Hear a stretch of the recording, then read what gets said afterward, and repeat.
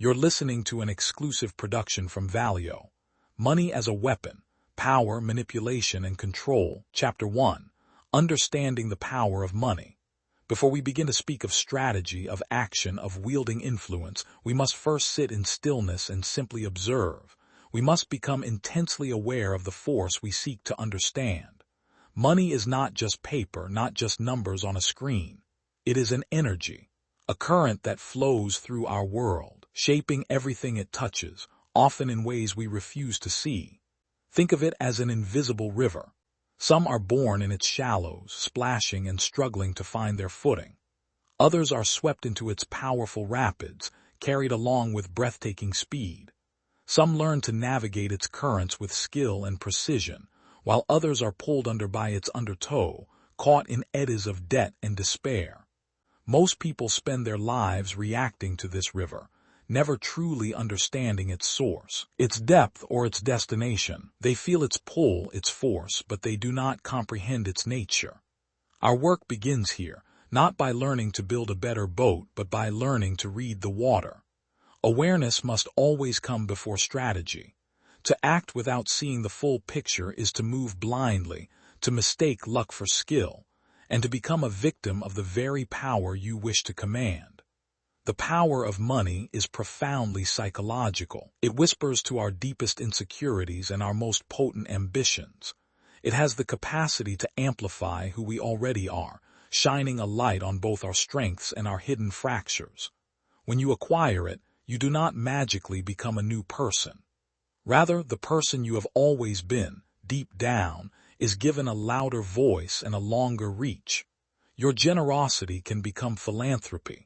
Your insecurity can curdle into paranoia. Your need for control can become a web of manipulation that ensnares you as much as it does others. This is the first truth you must absorb.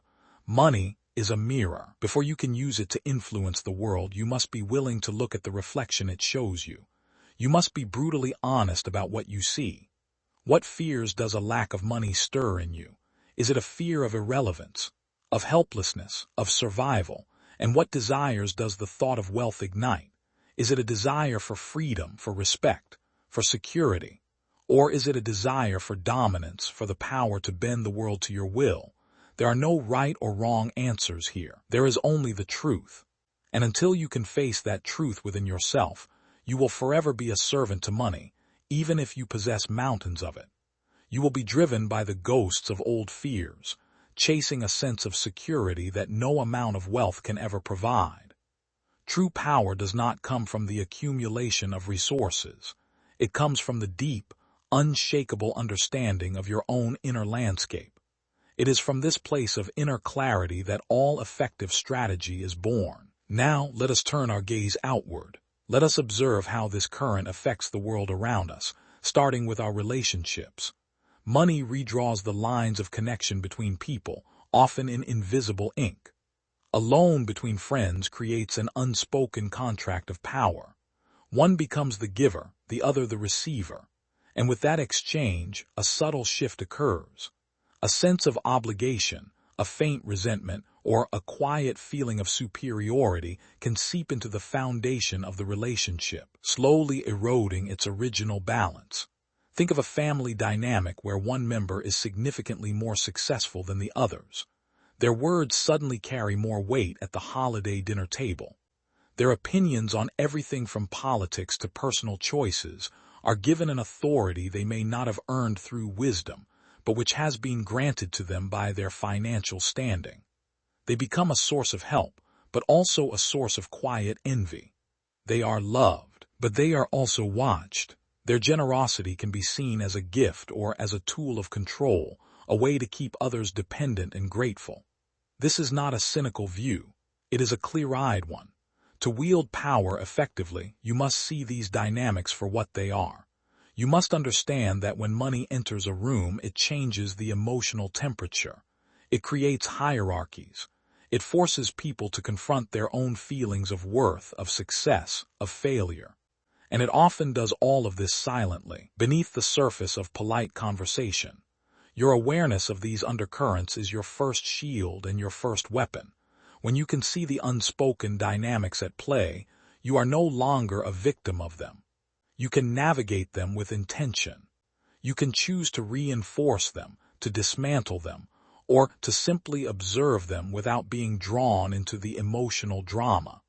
This same power extends into every decision we make. The presence or absence of money defines the boundaries of our choices. It can feel like a cage or a key. Without resources, our options narrow. We choose the job that pays the bills over the one that feeds our soul. We stay in situations that are draining because the alternative feels too uncertain, too risky. Fear of lack becomes the primary motivator, and our world shrinks to the size of our next paycheck. With resources, the cage door swings open. Suddenly, the world is full of possibilities. You can afford to take risks. You can afford to fail and start again. You can buy time, you can buy expertise, you can buy freedom from the daily grind. But this freedom brings its own challenges. With more choices comes more complexity. The decisions are no longer about simple survival. They are about legacy, about impact, about purpose. And the weight of those decisions can be just as heavy. Furthermore, money can create a dangerous buffer from reality. It can insulate you from the consequences of your actions. A mistake can be erased with a check. An inconvenience can be outsourced. This insulation can lead to a loss of empathy, a disconnect from the struggles of ordinary people. You begin to believe that the rules that apply to others do not apply to you. This is one of an aspiring alchemist's greatest dangers, the slow erosion of character that happens when you are no longer forced to confront the direct results of your choices. True power lies not in being insulated from consequences, but in having the wisdom and foresight to make decisions that are so sound, so aligned with your core principles, that you would stand by them regardless of your financial standing.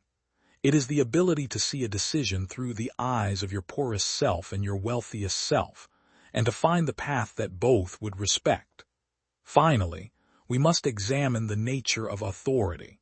In our world, wealth is often confused with wisdom. We project onto the rich a sense of competence and intelligence that may or may not be deserved. We listen to their opinions on matters far outside their expertise simply because their financial success has created an aura of invincibility around them. Understand this projection. See it happening in real time. Watch how people change their posture, their tone of voice, their level of deference when they are in the presence of someone they perceive as wealthy. That perceived authority is a form of power, and it is granted, not earned. It can be taken away just as quickly. To rely on this projected authority is to build your house on sand. It is fragile. It is dependent on external validation. The moment your wealth disappears, so does your influence. But if you cultivate an authority that comes from true knowledge, from unwavering integrity, from a deep understanding of human nature, then that is an authority that can never be taken away from you. Money can amplify that inner authority, but it cannot create it. This is the dual-edged nature of money we speak of. It is a phenomenal tool for creation, for building, for healing, for exploration. It can fund a dream, lift a community, and create a legacy of positive change that echoes for generations. In the hands of a conscious and aware individual, it is a lever that can move the world toward a better future. But it is also a tool of control, of division, of corruption. It can feed the darkest parts of our nature, turning ambition into greed and caution into paranoia. It can build walls between people, create systems of dependency, and destroy relationships from the inside out. The same fire that forges steel can also burn a city to the ground. The tool is neutral. The wielder determines its legacy. So as we close this first chapter, the task is not to create a plan. The task is not to formulate a strategy. The task is simply to see. To become a quiet, deep, and relentless observer.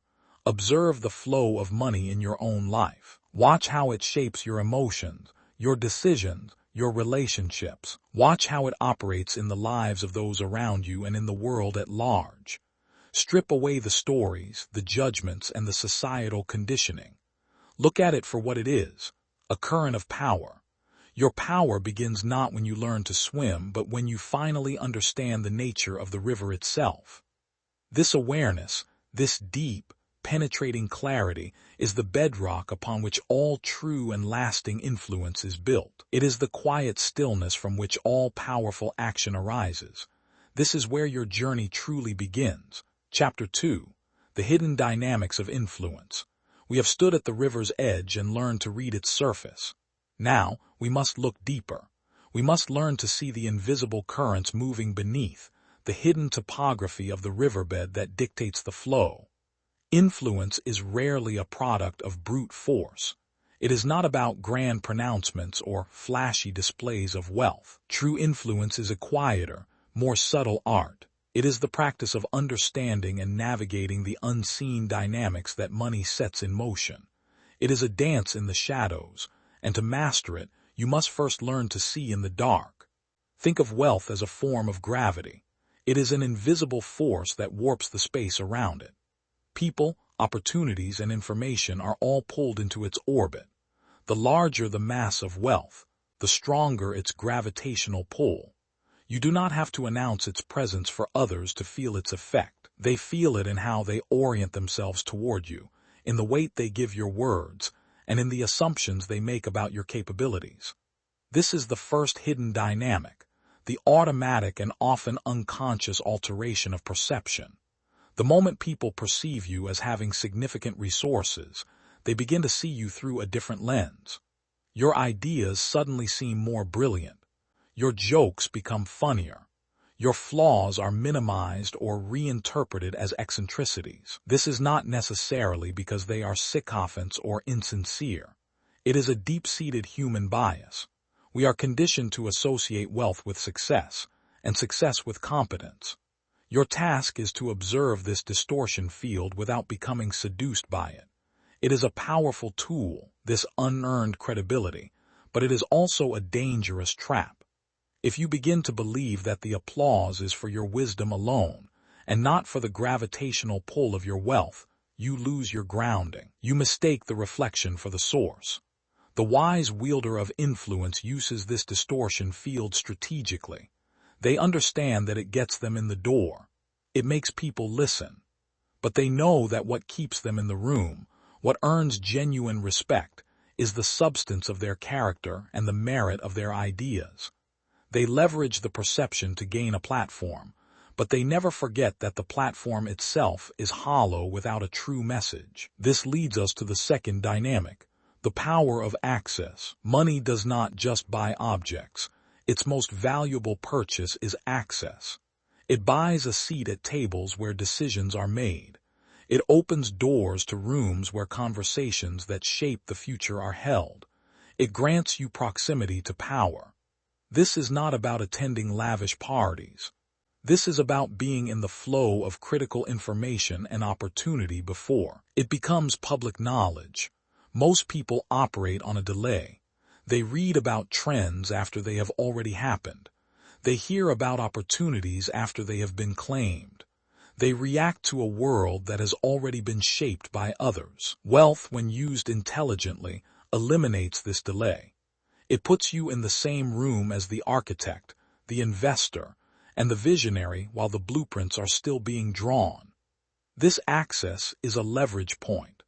A quiet conversation over dinner with the right person can be more powerful than $1 million advertising campaign. A single introduction can change the trajectory of a career or a company. The key is to understand that this access is not an end in itself. It is a conduit. The influence comes from what you do with it. Do you listen more than you speak? Do you absorb the undercurrents of the conversation? Do you identify the unspoken needs, fears, and desires of the people in the room? Access gives you a chance to play the game, but it is your perception and strategic insight that allow you to win. Now, let us speak of a more intricate and often perilous dynamic, the web of subtle obligation. Money flows between people, and every time it does, it leaves a thin, invisible thread.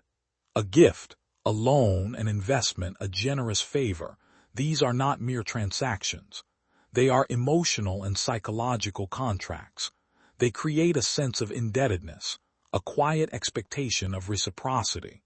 This web can be a source of immense strength or a cage of your own making. When you give generously, without spoken expectation, you create a reservoir of goodwill. You build alliances founded on gratitude. People will be inclined to support you, to defend you, to open doors for you, not because they have to, but because they feel a genuine sense of connection and appreciation. This is the art of creating influence through strategic generosity. It is about planting seeds that will blossom into loyalty over time. However, this same tool can be used for manipulation. You must learn to recognize when these threads are being woven around you, a gift that comes with unspoken strings, a favor that is designed to make you feel perpetually in debt. This is a form of control, a way to ensure your compliance without ever issuing a direct order. The defense against this is absolute clarity. Be aware of the emotional weight of every exchange. Accept generosity with grace, but also with a clear understanding of its potential implications. And when you give from a place of genuine intent, not as a down payment on a future favor. Keep your own balance sheet of obligations clean, both what you owe and what is owed to you. This clarity protects your autonomy. Beyond perception, access, and obligation, there lies the dynamic of information asymmetry. Wealth buys more than just access to people. It buys access to superior information. The best legal advice, the most insightful financial analysis, the most discreet private intelligence. This creates a gap between what you know and what the rest of the world knows. And in that gap, power resides. Think of it as having a map of the terrain while everyone else is navigating by sight alone. You can anticipate obstacles. You can identify shortcuts. You can see where the hidden treasures are buried. This allows you to move with a level of confidence and precision that is impossible for those operating with incomplete information. You can make investments before a market turns. You can position yourself to solve a problem that others do not even see yet. Your responsibility here is twofold.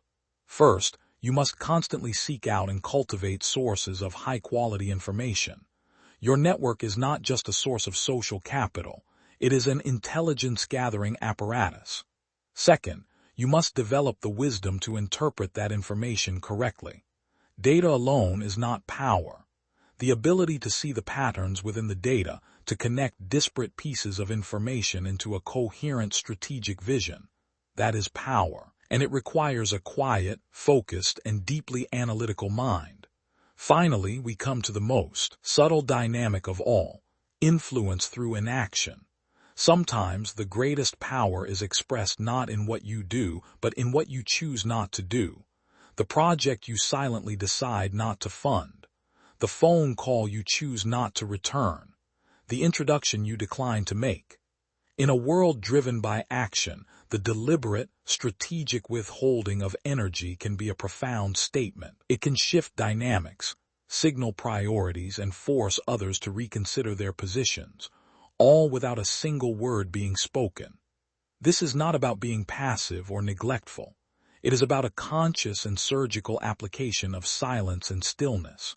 When you have resources that others need or desire, your refusal to deploy them is a powerful move in itself.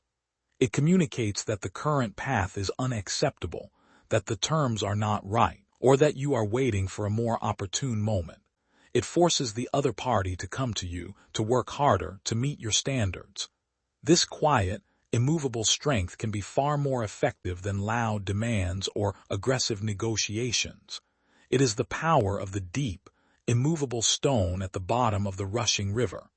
As you move through your world, begin to look for these hidden dynamics. See them for what they are. Notice how the perception of people changes in the presence of wealth. Observe who has access and who is excluded. Feel the weight of unspoken obligations in your relationships. Recognize the power that comes from knowing something that others do not, and appreciate the profound influence of a strategic and silent no. This is not a cynical game. It is the reality of how power operates. To pretend these currents do not exist is to be at their mercy, but to see them, to understand them, to learn to navigate them with integrity and intention, that is to transform yourself from a passenger in the river to its quiet and confident navigator. Your influence will not come from the noise you make, but from the depth of your understanding. It will be felt not in your commands, but in the subtle ways you shape the flow. Chapter 3. The Ethics of Financial Power. Balancing ambition with integrity. Power, especially the kind rooted in wealth, carries an immense weight of responsibility. If you seek to wield financial power strategically, you must first acknowledge a profound truth. Power can corrupt without awareness. This is not a moralizing statement. It is a pragmatic observation of human nature. The very forces that grant you leverage, access, influence, and the ability to dictate terms are the same forces that can subtly disconnect you from your core values. Your task in this journey is to learn how to wield wealth strategically while preserving moral clarity, ensuring that influence strengthens, rather than diminishes, your character. The challenge lies in the nature of ambition itself. Ambition is the engine of creation and achievement. It drives you to seek greater resources and impact. But unchecked or unexamined, ambition can become ruthless, replacing insight with simple conquest.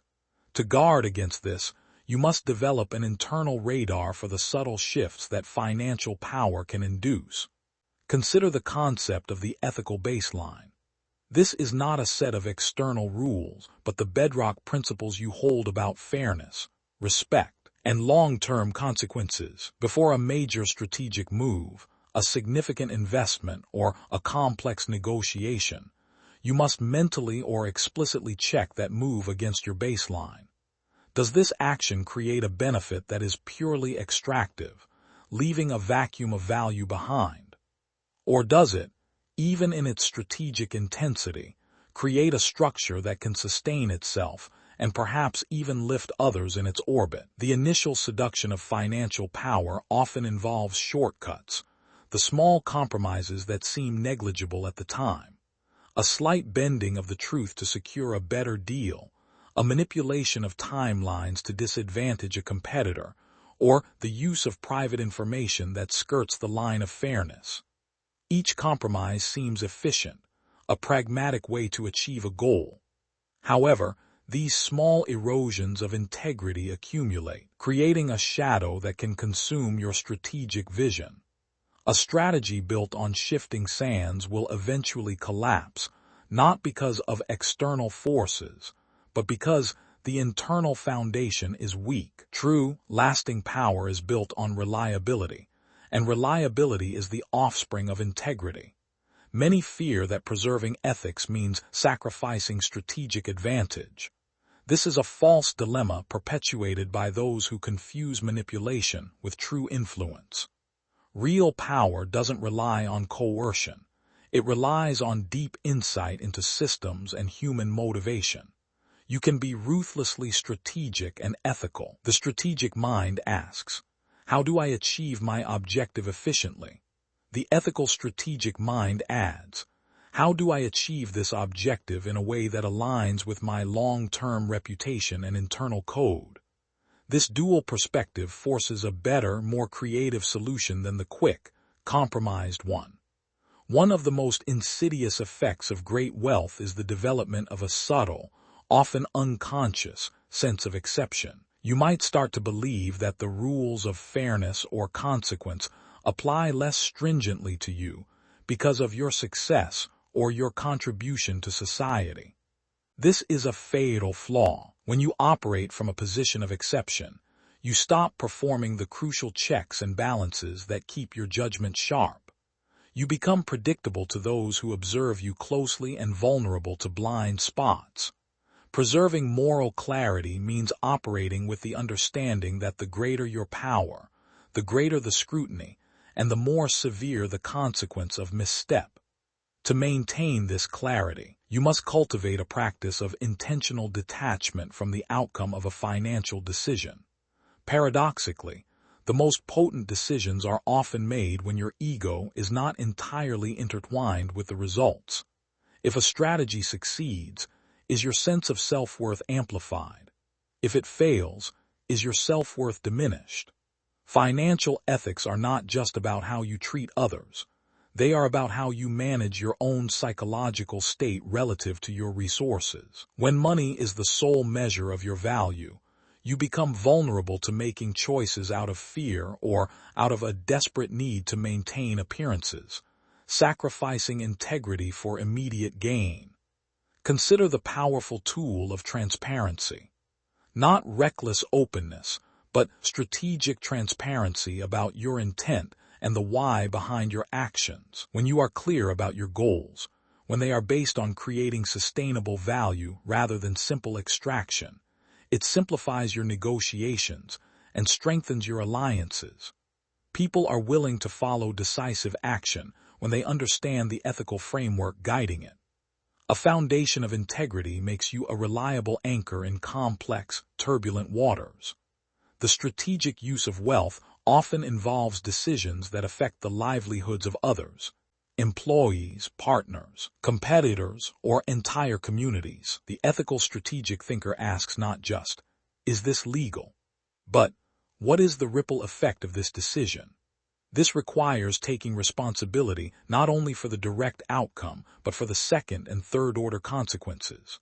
For instance, downsizing a division might be financially sound in the short term, but if it destabilizes a community that relied on those jobs, the resulting reputational and social cost could undermine the financial gain over the long haul. A powerful decision maker looks past the immediate balance sheet to the holistic, systemic impact. To practice this, you can adopt the future self-test. Before making a high-stakes ethical decision, project yourself 5 or 10 years into the future. Imagine you are looking back at this exact moment. Would your future self, having gained wisdom and perspective, be proud of how you handled this situation?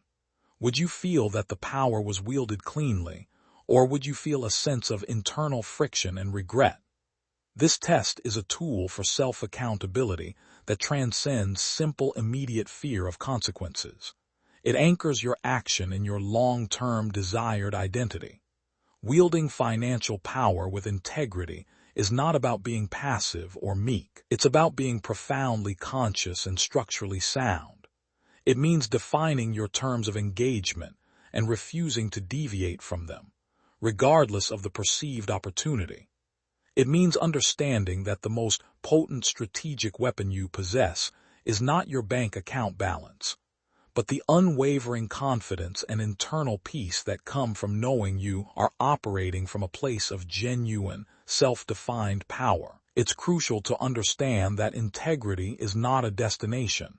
It's a discipline. It's the continuous, quiet work of checking your motivations, examining your blind spots, and correcting course when you inevitably stray. This discipline is what converts raw ambition into principled power. It transforms the potential for corruption into the certainty of character. When your power and your integrity are perfectly aligned, your influence becomes unassailable because it is rooted in something far more durable than money: the trustworthiness of your character. This deep integration of ambition and integrity is the ultimate expression of financial mastery.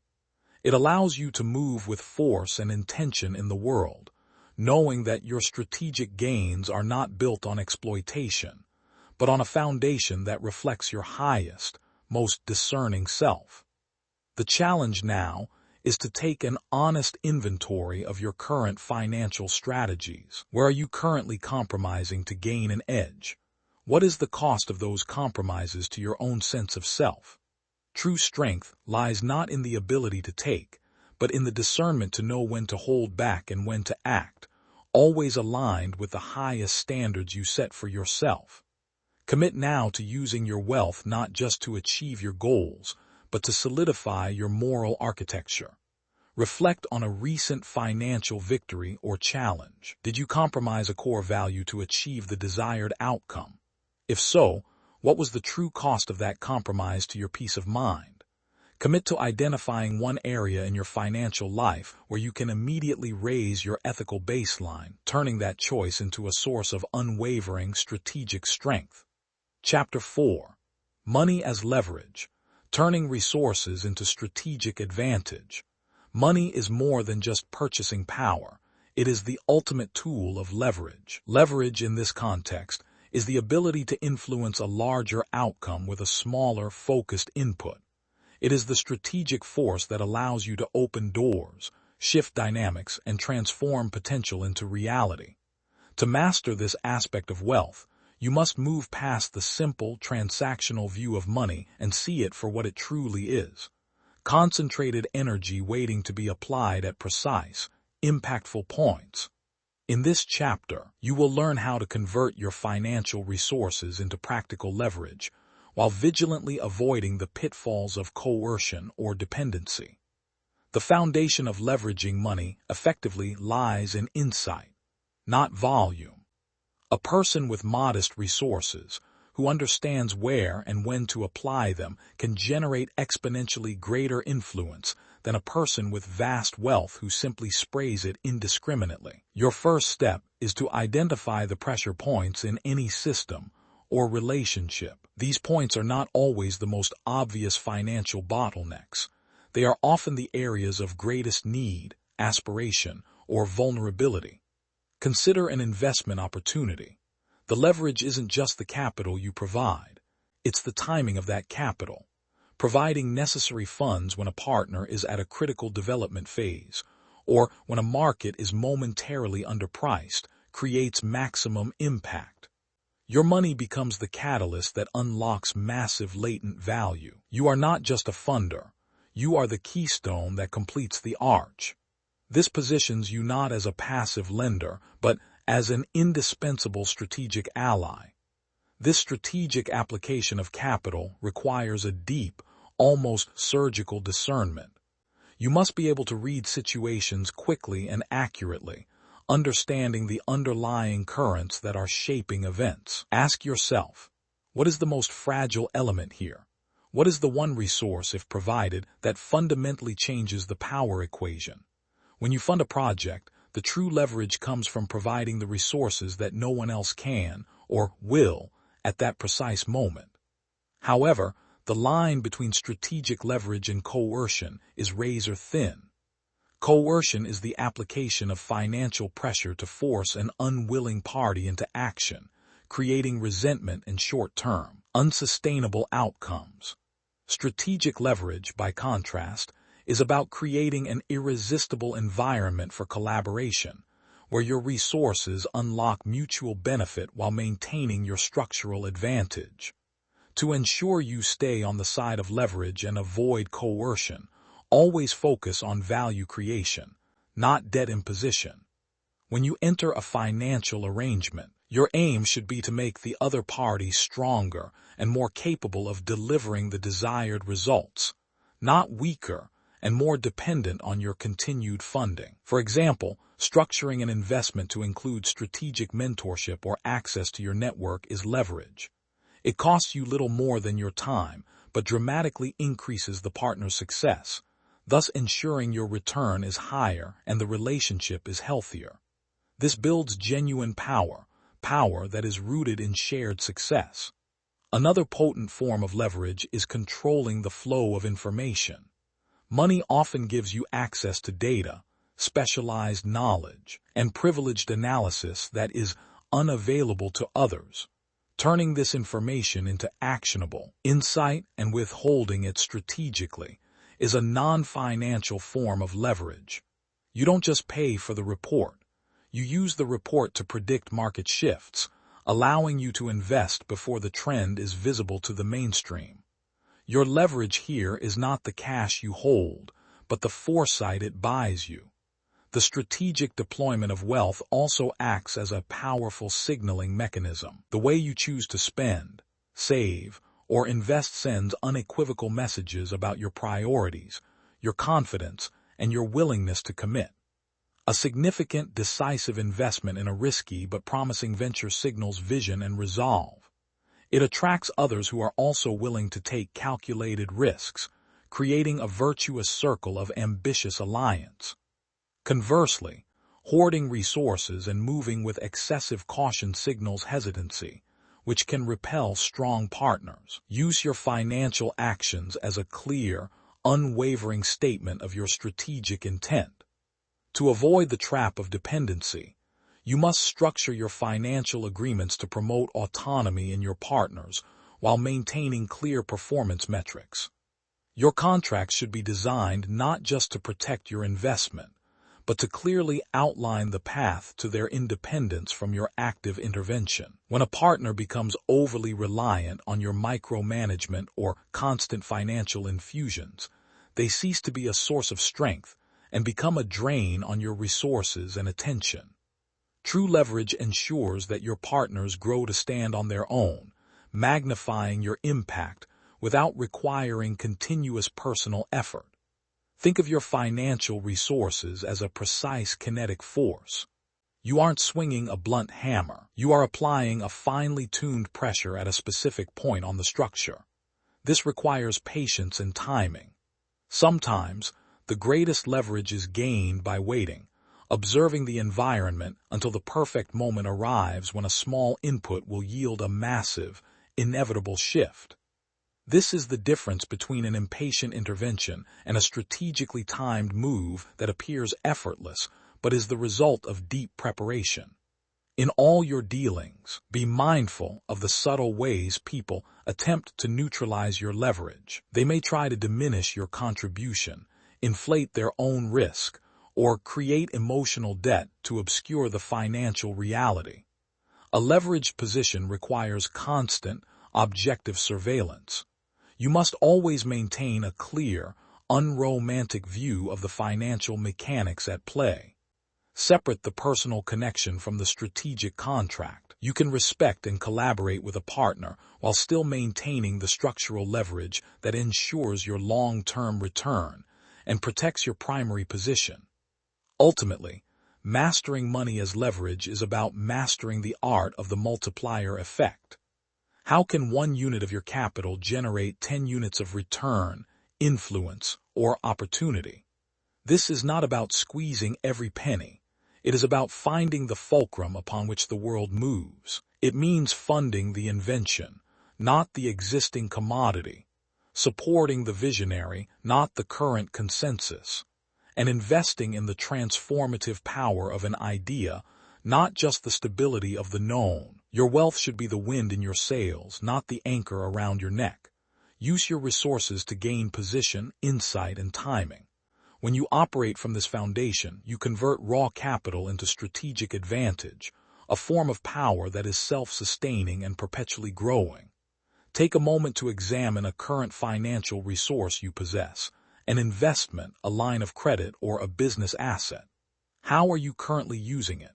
Now, identify one specific, non-obvious pressure point where a targeted application of a small portion of that resource would yield a disproportionately large strategic benefit. Commit to shifting your focus from simply possessing wealth to precisely deploying its concentrated energy. Chapter 5. Recognizing manipulation. Protecting yourself from exploitation. Understanding how money is used by others as a weapon is not about paranoia. It is about sovereignty. To maintain control over your resources and autonomy in both personal and professional spheres, you must develop a profound fluency in recognizing the subtle, often insidious ways manipulation works. Money is the perfect instrument for exploitation because it touches upon our deepest vulnerabilities, our need for security, our fear of lack, and our desire for acceptance. This chapter provides the tools to detect manipulation, protect your assets, and preserve your internal independence. Manipulation, at its core, is the deliberate obscuring of true motives through the strategic application of financial pressure, incentives, or promises. It preys on emotional gaps, the times when you are eager, desperate, tired, or unsure. Your first line of defense is emotional neutrality. When you approach any financial discussion, whether a business partnership or a family request, You must detach your sense of self-worth from the transaction. If a deal collapsing makes you feel less valuable, you are already vulnerable to manipulation. The manipulator can exploit that need for validation by offering the deal only if you concede crucial ground. One of the most common forms of financial manipulation is the weaponization of urgency. A seemingly great opportunity is presented, but it comes with an impossible timeline. You are told you must sign now, wire the funds today, or commit before the close of business. This manufactured urgency bypasses your critical thinking, forcing a decision based on the fear of missing out, rather than a clear assessment of risk. When confronted with an act now or lose it scenario, your automatic response must be pause and delay. A truly sound opportunity can withstand 24 hours of due diligence. If it cannot, the value is not in the opportunity itself, but in your forced haste. Another subtle tactic is the emotional lever. This is particularly potent in personal or familial situations. Someone uses guilt, obligation, or the memory of past favors to extract a financial commitment. They might say, "After everything I've done for you, can't you help me with this small loan?" Here, the financial request is cloaked in relational debt. The transaction is not about the money, it's about validating their emotional claim over you. The counter strategy is to separate the relationship from the request. You are allowed to love and support someone without financially underwriting their poor choices. Your resources are a strategic asset, not an emotional sponge. When facing the emotional lever, reframe the discussion with clear boundaries. I value our relationship, and because of that, any financial decision must be treated strictly as a business arrangement. In professional settings, look for the preemptive generosity. A party may offer extravagant gifts, dinners, or seemingly generous terms early in the relationship. This is not kindness. It is the establishment of a subtle psychological debt. Once you accept the initial generous gesture, it becomes harder to negotiate forcefully later or to walk away from a bad deal. You feel obligated to reciprocate, not just financially, but in compliance. The best defense against this is proportionality. Accept only what is necessary and appropriate for the current stage of the relationship, and always maintain your internal ledger of fairness, not debt. Never let a lavish dinner cost you your strategic advantage. A more complex form of exploitation is informational asymmetry. This is less about lies and more about the calculated withholding of critical data. A partner may overwhelm you with trivial details, while strategically omitting the one piece of information that would reveal the true risk or limited upside. The asset protection here is the relentless, focused demand for core data. You must know the metrics that matter. Do not be distracted by glossy presentations or elaborate narratives. If the numbers don't support the story is a manipulation. To safeguard your assets and your autonomy, cultivate an exit mindset from the very beginning. When entering any high-stakes financial relationship, mentally establish the conditions under which you will withdraw. What is your absolute non-negotiable line?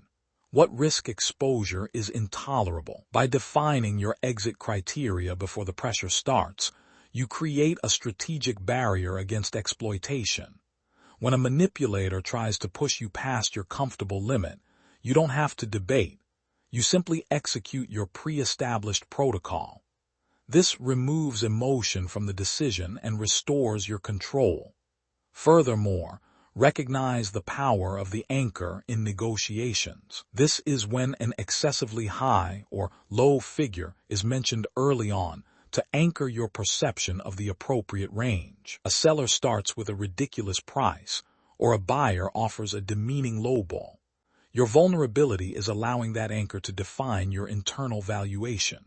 The counter is to immediately and firmly re-anchor the conversation with your own objectively justified valuation, or to entirely ignore the initial anchor, stating that you prefer to discuss the foundational metrics of value first. Do not argue the absurd number. Focus on the facts that define the true number. Finally, protect your autonomy by ensuring your wealth structure is not overly consolidated or easily controlled by others. Financial independence means having diverse access points to your resources and maintaining clear, documented separation between your personal assets and any shared ventures.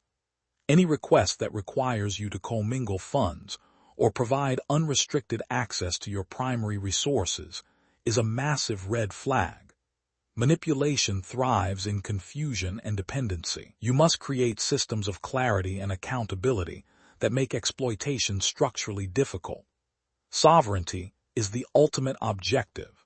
It is the unshakable inner knowledge that you are the master of your resources and your decisions. By relentlessly scrutinizing the motives behind every financial interaction and remaining emotionally neutral in the face of pressure, you turn the manipulative efforts of others into mere background noise. You can maintain your strategic direction, protect your assets, and ensure that your wealth remains a tool for your vision, never a weapon for someone else's. Recall a time when you felt pressured or manipulated in a financial situation. What was the exact tactic used? Urgency, guilt, or distraction? Identify a current relationship where money is involved. How can you install a clear, rational boundary or an exit mindset to protect your autonomy from potential future exploitation? The clarity you create now is the control you maintain later. Chapter 6.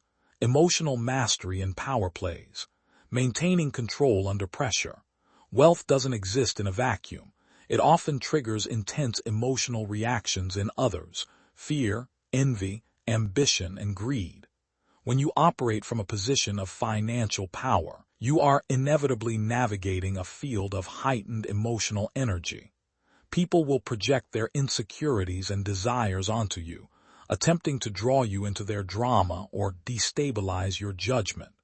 Your ability to maintain composure, make clear decisions, and act strategically under this pressure is not a soft skill. It is your single greatest asset. This chapter focuses on emotional mastery, the internal discipline required to maintain control when the external dynamics of power become volatile. The essence of emotional mastery is the radical separation of your internal state from the external noise. You must become the calm center in the storm. The moment you react impulsively, with anger, defensiveness, or fear, you surrender control to the person or situation that provoked you. A genuine power player understands that their reaction is their most critical strategic vulnerability. One of the most disruptive emotions you will face is the fear of loss. Whether it's the fear of losing money, reputation, or control, this fear is what manipulators seek to activate. They might introduce sudden, alarming threats or create high-stakes scenarios designed to panic you into concessions. The counter-strategy is to pre-calculate your worst-case scenario. Before entering a critical negotiation or investment, understand precisely what you can afford to lose and what you cannot.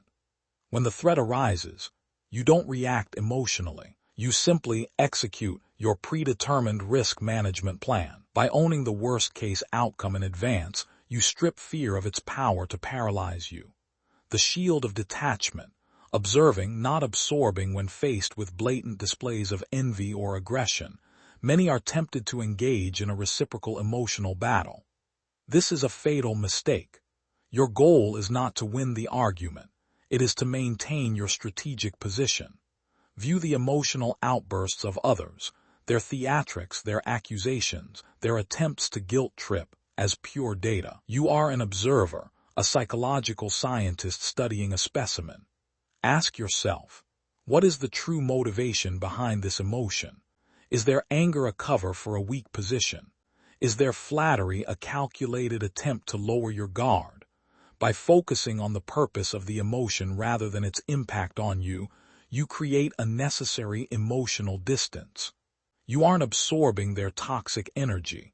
You are analyzing its strategic utility. This disciplined detachment allows you to respond with cold, rational precision, even as they operate in a fog of feeling.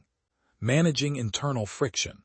The power of the pause. In moments of intense pressure, your body and mind will send signals urging immediate action. This internal friction, the pounding heart, the racing thoughts, is your nervous system reacting to perceived threat.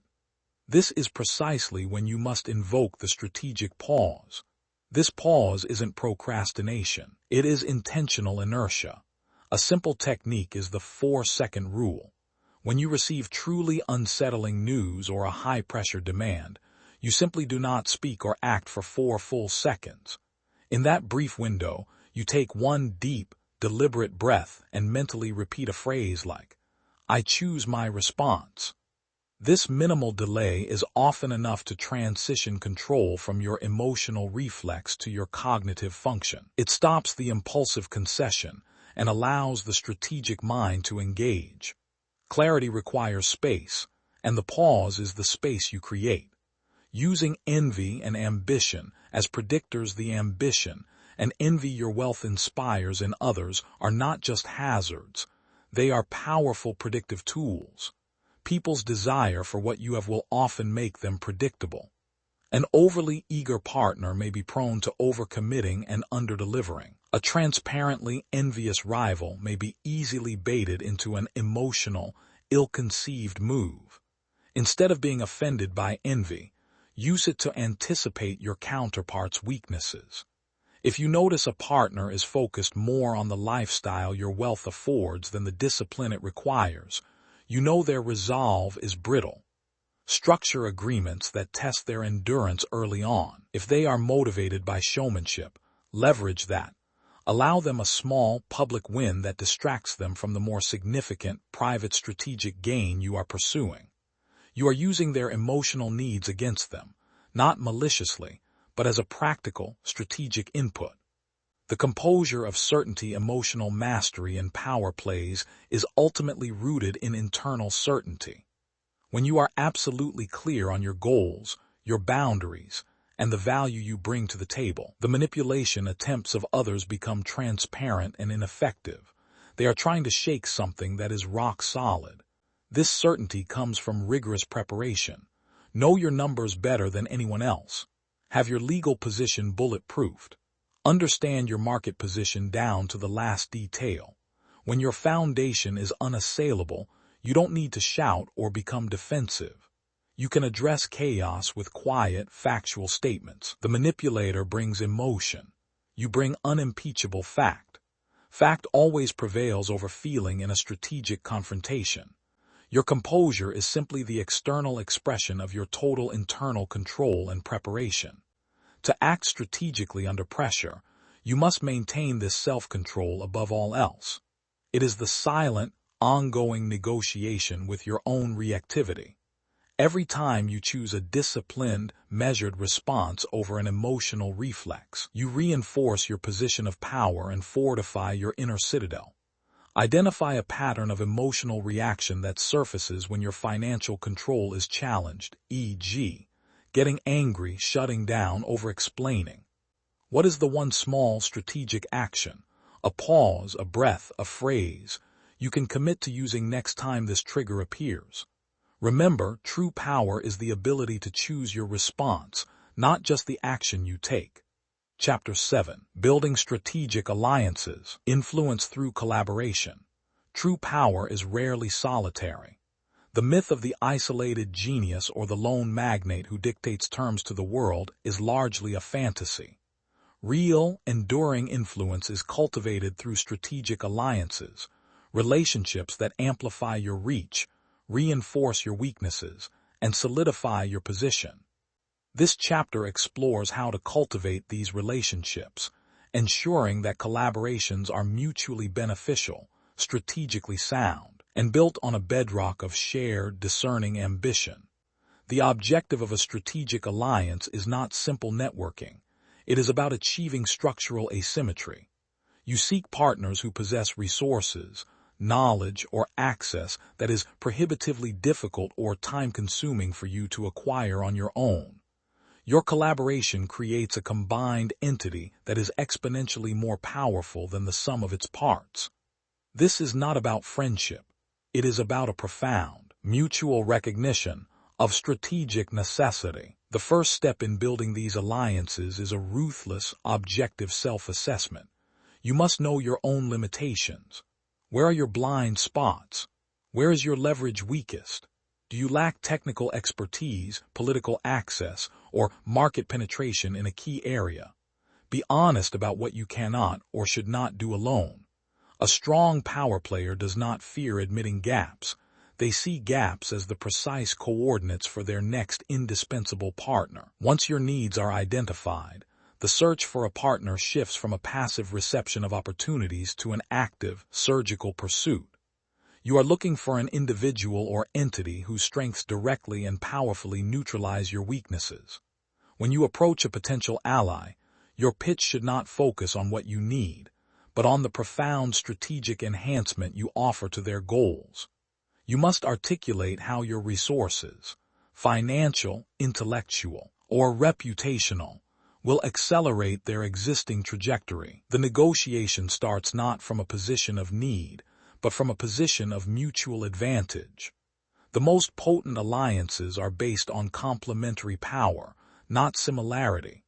If you are a financial strategist, you don't need another financial strategist. You need an operational genius, a regulatory expert, or a visionary technologist. The tension created by two distinct but aligned forms of power is what drives innovation and shields the partnership from external threats. Two people who think exactly alike will fail to anticipate threats outside their shared perspective.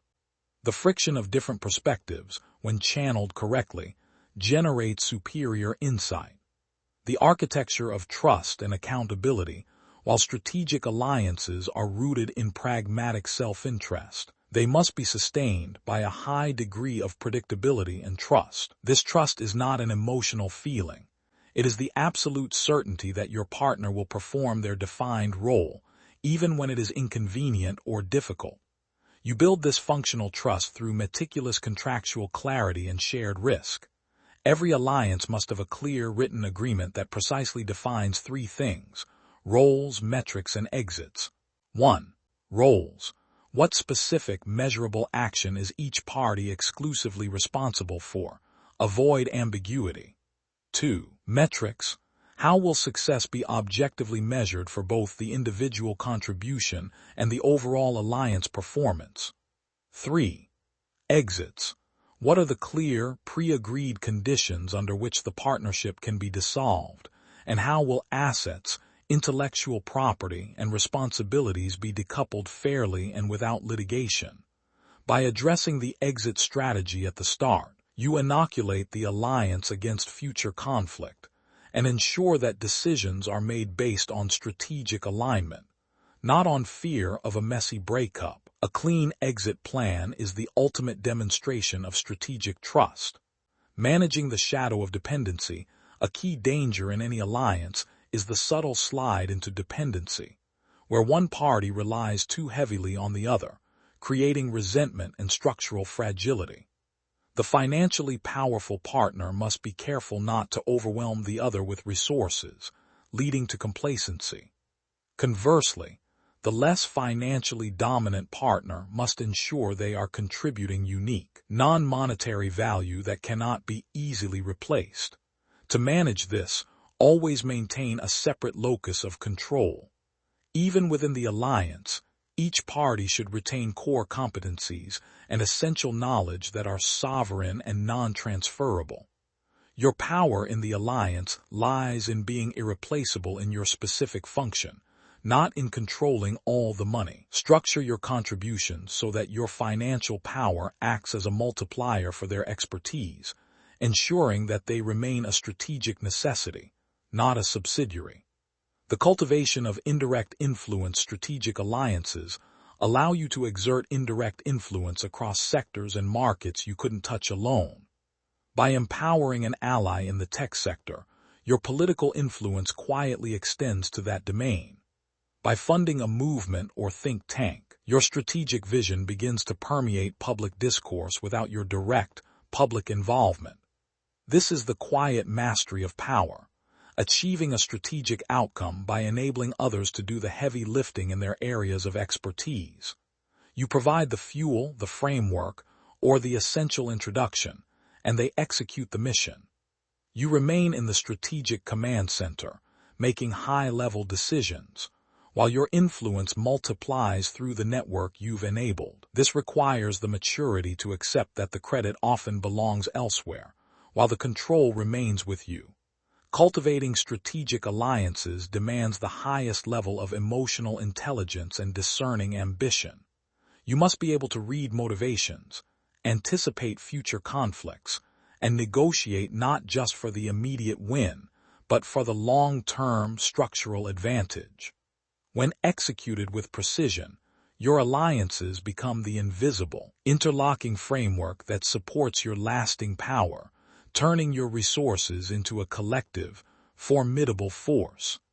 Identify one area of weakness in your current strategic or financial profile. Who is the one individual or entity you know that possesses the complementary power to neutralize that weakness? Sketch out the mutual advantage proposition. What essential non-monetary value would you offer them to make the alliance irresistible? Commit to pursuing this structural enhancement, recognizing that your power is only as vast as the network you strategically sustain. Chapter 8. Aligning wealth with purpose.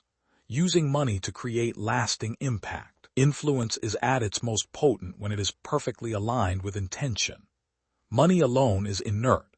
It is merely potential energy. When infused with a clear, deeply held purpose, it transforms into a force that can not only shape outcomes but create a lasting, self-sustaining impact that transcends your own lifespan. This chapter guides you in channeling financial power toward meaningful goals, ensuring your influence is not fleeting or compromised by short-term gains, but anchored in your fundamental values. The journey begins not with a strategy but with excavating your core purpose. This is the deep, non-negotiable why that drives your ambition. It's not simply to make more money or to be successful. It is the profound outcome you seek to manifest in the world. Is it structural change in a specific industry? Is it the preservation of a certain kind of autonomy?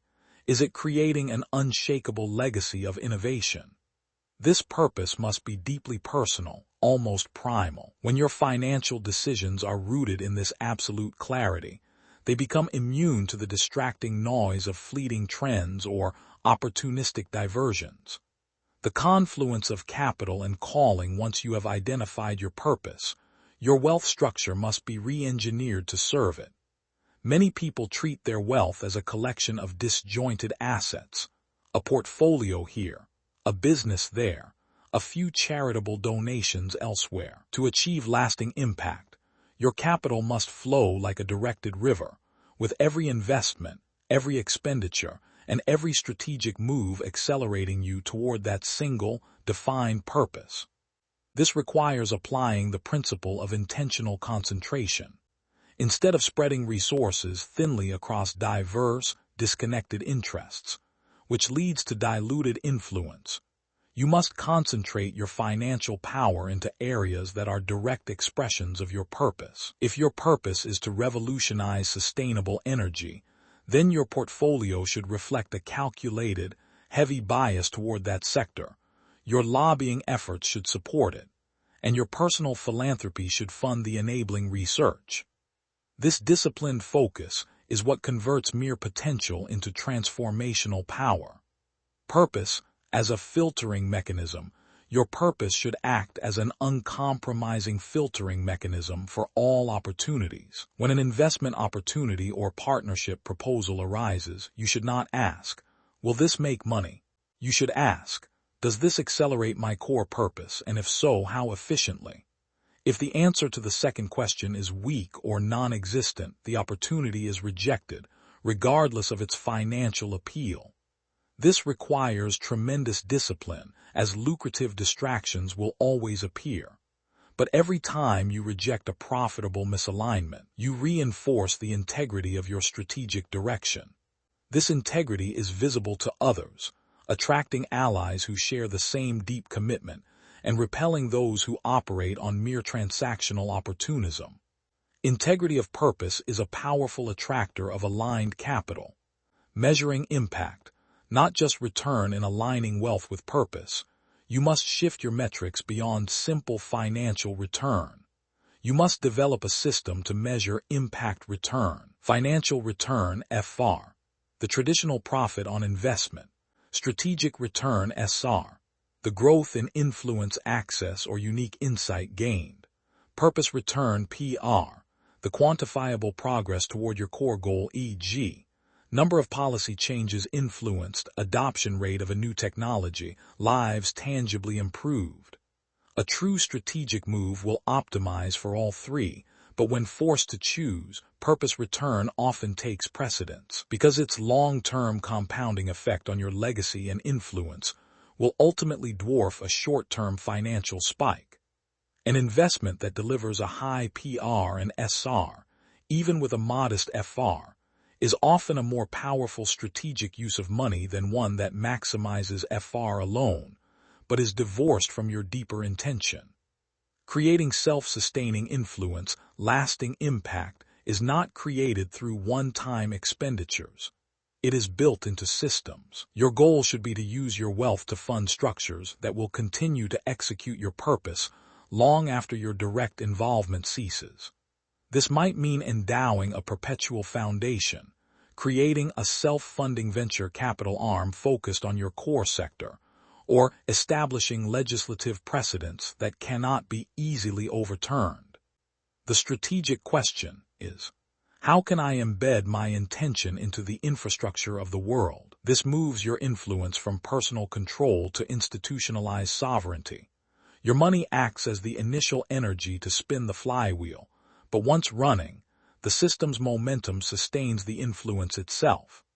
This is the alchemy of converting transient wealth into enduring legacy. It requires patience, meticulous legal and financial structuring, and a long-term view that stretches decades into the future. Aligning your wealth with purpose is the final, most mature stage of financial power. It elevates money from a means of personal acquisition to a tool for deliberate transformation. By defining your deepest purpose and ruthlessly channeling your capital to serve it, you ensure that your strategic moves are not just effective, but meaningful, creating an indelible mark on the landscape of the world. Your resources become an extension of your sovereign will, shaping the future according to your intentional, deeply held vision. Take a moment to write down your single, non-negotiable core purpose in the context of your ambition. Now, identify one major financial asset you currently hold. If you were to realign that asset perfectly with your purpose, what change would you immediately make to its deployment or focus? Commit to making that realignment, understanding that purpose is the ultimate driver of lasting influence. Chapter 9. Systems of Control. Creating structures that sustain power. Sovereignty requires systems. Relying solely on your personal presence, charisma, or singular decisions to maintain power is fundamentally unstable and unsustainable. True mastery lies in creating robust, self-regulating structures, financial, legal, and operational, that ensure accountability, preserve influence, and maintain control over resources over extended periods. This chapter provides practical methods to design and implement these enduring systems of control. The architecture of financial immunity, the foundation of lasting power, is a financial structure designed for immunity and longevity. This goes beyond simple risk management. It is about creating structural barriers against threats like litigation, market volatility, and unwanted external influence. You must view your wealth not as a single pool of assets, but as a series of layered and isolated entities. Employing trusts, holding companies, and specialized financial vehicles in different jurisdictions, each with a clear, defined purpose, creates a complex, yet controlled framework. The key is compartmentalization. If one compartment comes under attack, the damage is localized and cannot compromise the core engine of your power. Crucially, design these systems with clear succession protocols and governance mandates. Your control should be embedded in the rules of the structure, not just the ownership documents. For instance, a trust might legally designate a neutral professional trustee, yet grant you, or a trusted successor, the exclusive non-delegible power to appoint investment managers or veto major asset sales. This preserves control over strategic direction while offloading the administrative and legal burden. You control the rules of the game, even if you are not the one scoring every point. Accountability through structured transparency control is often confused with secrecy. While strategic information must be guarded, internal control is best maintained through structured transparency and rigorous accountability. Systems of control fail when information is hoarded, obscured, or flows only in one direction. Implement clear, frequent reporting loops across all your ventures and alliances. These reports should focus on a handful of critical metrics that are leading indicators of success or failure, aligning precisely with the purpose return you established in the previous chapter. Do not tolerate vague summaries or narrative explanations. Demand verifiable data. Furthermore, ensure that accountability is distributed but centralized. Key individuals should have full responsibility and clear autonomy within their defined spheres, but they must report to a central oversight mechanism that you control. This prevents any single person from consolidating too much independent power, creating a system where expertise is valued, but ultimate authority remains sovereign. Decentralized execution with centralized oversight is the essence of scalable control. Codifying strategic wisdom, the most fragile aspect of control, is often the reliance on your own unique wisdom and judgment. To make your power truly enduring, you must convert your strategic insight into codified operational principles. These principles become the fixed framework that guides decisions even when you are not present. This involves creating a strategic charter or investment mandate for your entities. This document explicitly outlines your philosophy on risk, your non-negotiable ethical baseline, your preferred method of resource deployment, e.g., preference for equity over debt, focus on long-term assets, and your core purpose. When a manager or an alliance partner faces a complex decision, they shouldn't have to guess your preference. They should consult the charter. This externalization of your strategic mind is a powerful form of control.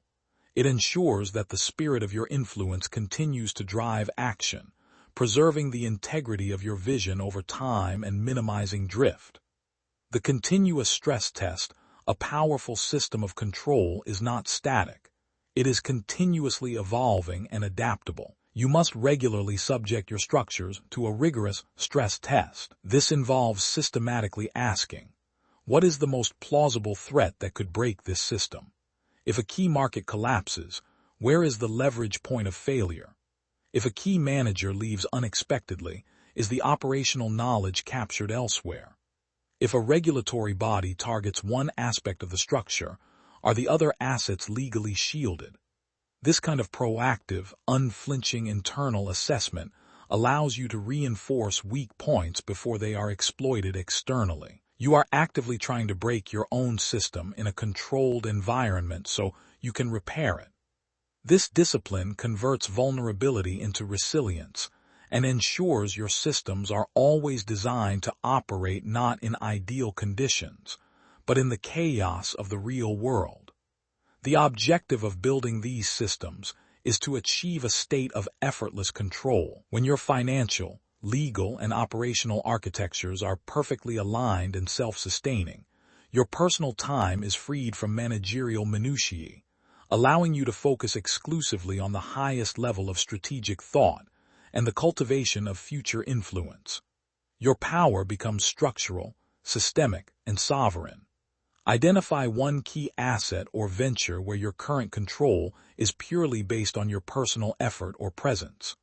What simple structural rule or governance protocol could you implement this week to embed that control into the entity itself, making the system accountable even in your absence. Focus on structural integrity, not simply on delegating tasks. Chapter 10. The Alchemy of Influence. Turning Wealth into Transformational Power. The final stage of financial mastery is the transformation of resources from mere accumulation into transformational power. This is the ultimate alchemy, converting cold capital into a dynamic force that shapes the world according to your vision.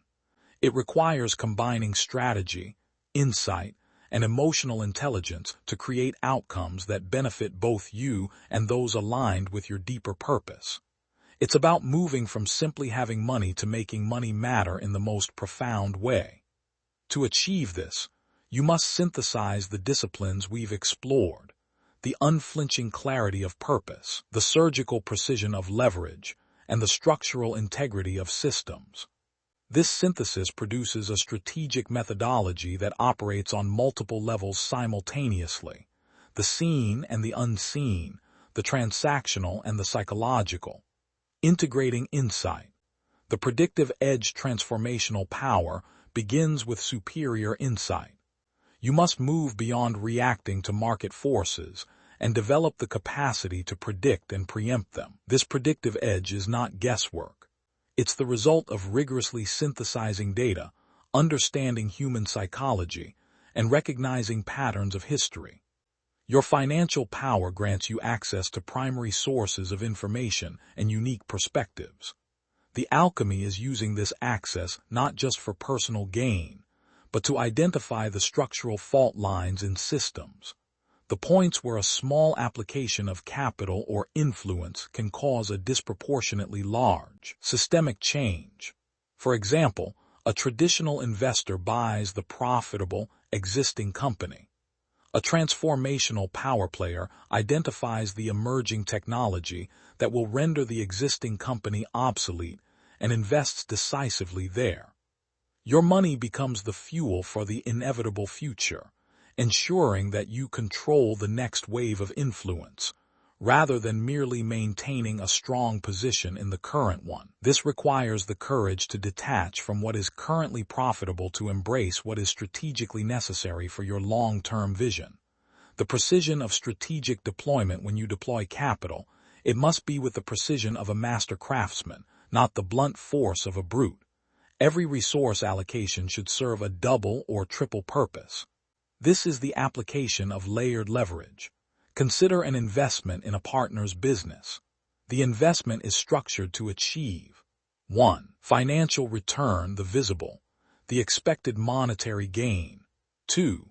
Strategic access, the invisible, gaining a non-voting board seat that provides real-time proprietary insight into the direction of a nascent market.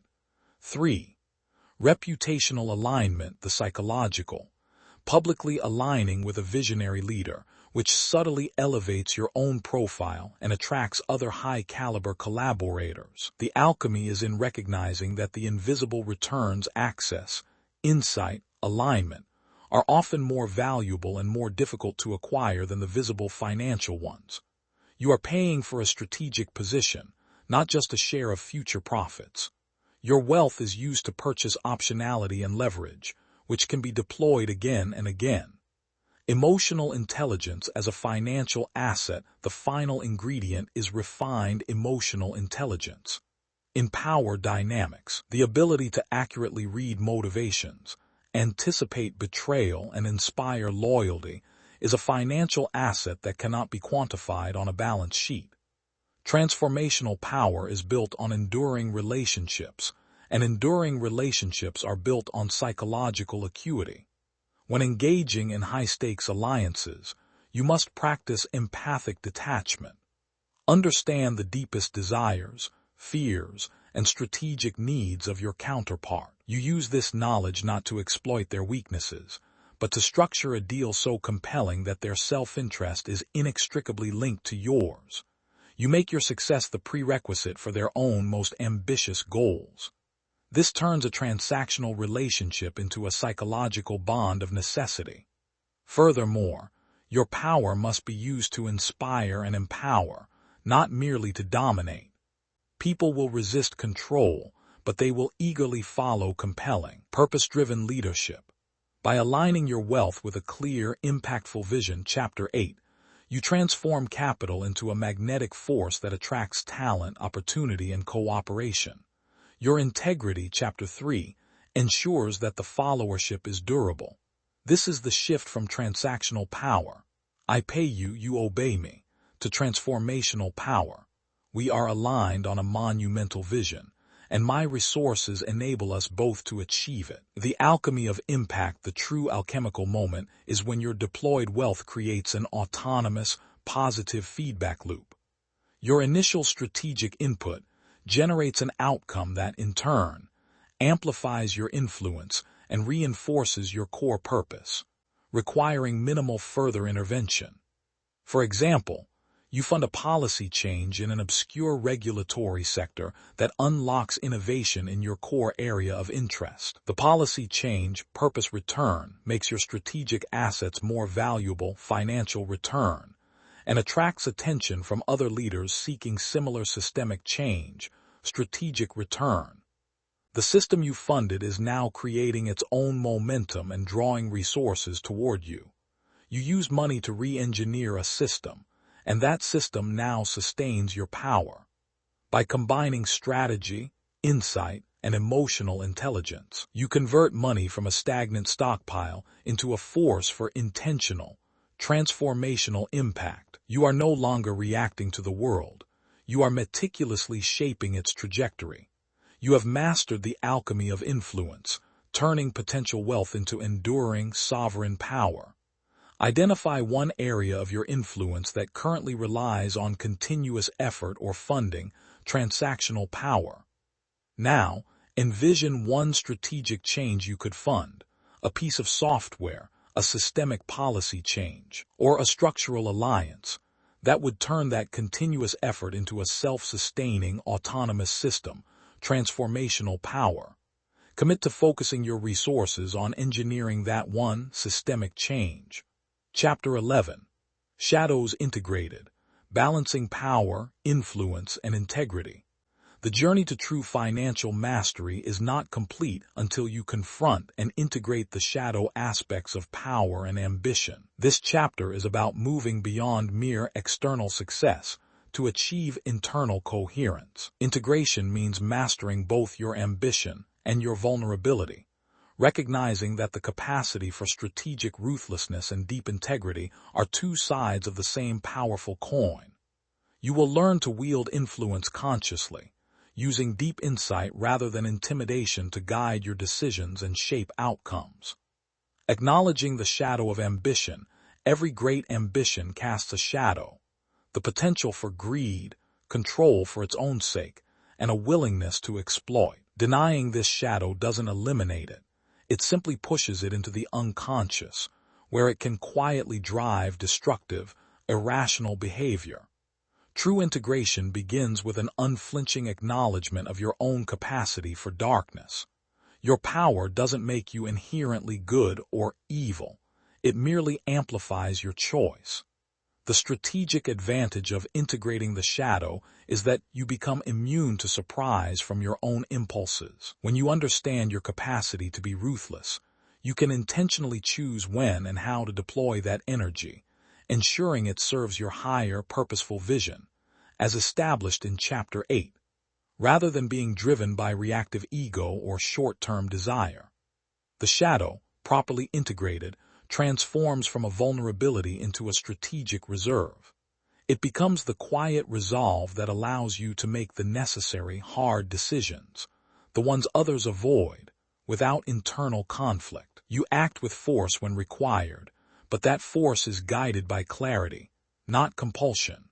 The power of vulnerability as a strategic tool in the pursuit of power. Many assume that vulnerability is weakness. This is a profound miscalculation. Calculated vulnerability, when deployed by a person of immense power, is often the most disarming and effective tool for building durable alliances and diffusing conflict. Vulnerability here does not mean emotional collapse. It means the strategic sharing of a limitation or a genuine concern. When you, as the resource holder, Admit that you need a partner's specific expertise to cover a weakness. You give them a necessary sense of value and structural importance. It shifts the dynamic from a one-sided resource exchange to a mutual dependency, which is the bedrock of strong strategic alignment. The integrated leader doesn't pretend to have all the answers. They use their position of strength to invite necessary competence. This honesty attracts better partners who trust your self-awareness, knowing you are less likely to make irrational mistakes driven by pride. The less you need to prove your power, the more potent it becomes. The mastery of non-intimidation is a coarse, short-lived tool of the emotionally immature. It achieves compliance but rarely commitment. True, integrated influence is wielded through insight, quiet confidence, and structural inevitability. When you operate from a position of integrated power, your decisions are so logically sound and your system so structurally robust, Chapter 9, that the need for intimidation dissolves. Your counterpart can see that working with you is simply the most rational and profitable path forward. You don't threaten them into agreement. You present them with a foregone conclusion based on superior planning and resources. This mastery is expressed through minimalist communication. You speak less, listen more, and focus on the precise, high-leverage phrase or question that reveals the truth or shifts the dynamic. You never use 10 words when one will suffice. Your confidence is so absolute that it requires no external validation or showmanship. This quiet, laser-focused presence is far more persuasive and intimidating, in the healthy sense of inspiring awe, than any outward display of force. Integrity as an unassailable barrier. When power is fully integrated, integrity ceases to be a moral restriction and becomes a strategic operational asset. Your reputation for unwavering principle is the highest barrier you can erect against external attack. Why? Because when a competitor tries to undermine you, the very strength of your known integrity makes their attacks less believable. Your consistency becomes your shield. This allows you to deploy strategic aggression, to attack, defend, or acquire, with maximum force, knowing your actions will be viewed through the lens of your established, principled character. You gain the strategic freedom to be ruthlessly effective without losing the public and private trust that sustains your long-term influence. Integration means bringing the intense light of self-awareness to your most powerful resources. You use your strategic mind to manage your dark potential, and you use your personal insight to enhance your strategic positioning. You move through the world not with arrogance, but with the quiet, profound certainty of one who has looked into the depths of their own power and chosen to wield it consciously, effectively, and with enduring purpose. You are not a victim of your ambition. You are its master. Reflect on a recent decision where you achieved a gain but felt an internal friction or compromise. That friction is the shadow speaking. Now, imagine a future high-stakes situation. How will you consciously use your strategic reserve of ruthlessness, your capacity for hard action, not out of compulsion but as a deliberate choice to defend your core purpose? Commit to using insight, not intimidation, as your primary currency of influence. Chapter 12. Sovereign Wealth and Power. Living with mastery, influence, and clarity. This is the culmination of your journey. You stand now in a position of sovereign wealth and power, having transformed mere resources into a disciplined, conscious force. You are no longer navigating the turbulent waters of influence. You are the architect of the currents. Living with mastery, influence, and clarity means acting with unshakable confidence, strategic foresight, and unwavering integrity, ensuring your wealth serves as a tool for your vision, never a constraint on your freedom. The state of sovereign mastery is characterized by a profound internal shift. Control has become structural, not effortful. You have successfully externalized your strategic will into self-regulating systems, Chapter 9, and aligned your capital with an immutable purpose, Chapter 8. This frees you from the day-to-day anxiety and reactive decision-making that consumes those who lack this foundation. Your power is now self-sustaining, requiring your input only at the highest strategic levels. This mastery grants you the ultimate freedom, the freedom of refusal. You can refuse to engage in low-leverage activities, refuse to be manipulated, Chapter 5, and refuse any opportunity that compromises your integrity, Chapter 3, or distracts from your core purpose. This ability to say no with absolute clarity is the most powerful indicator of your sovereignty. Every refusal reinforces your scarcity and enhances the value of your commitments. Wielding influence with conscious force, your influence is now wielded with conscious force, a blend of strategic precision and ethical clarity. 1. The long view. You operate with a perspective that extends decades, not quarters. You see the immediate transaction not for its standalone profit, but for its contribution to your overall systemic influence. Chapter 10. You are willing to endure short-term inconvenience or even loss if it creates a permanent, structural advantage for your long-term purpose. This patience is a weapon that few others possess. 2. The inevitability of action. When you move, you do so with an air of quiet finality. There is no public debate or unnecessary deliberation. Your actions are perceived not as aggressive pushes, but as the inevitable consequence of logical foresight. This perceived inevitability is a form of influence in itself, often causing competitors to step aside before a direct conflict even begins. You control the narrative simply by demonstrating superior, unwavering vision. 3. Integrated integrity. Your power and integrity are inseparable, Chapter 11. This means your agreements are honored not out of legal obligation, but out of strategic principle. This reputation for unimpeachable reliability makes you the partner of choice for serious, long-term collaborators. Chapter 7. They know that your word is a more secure bond than any contract, which vastly simplifies complex negotiations and speeds up strategic deployment. Maintaining internal clarity. The greatest challenge for the sovereign individual is not external conflict, but internal drift.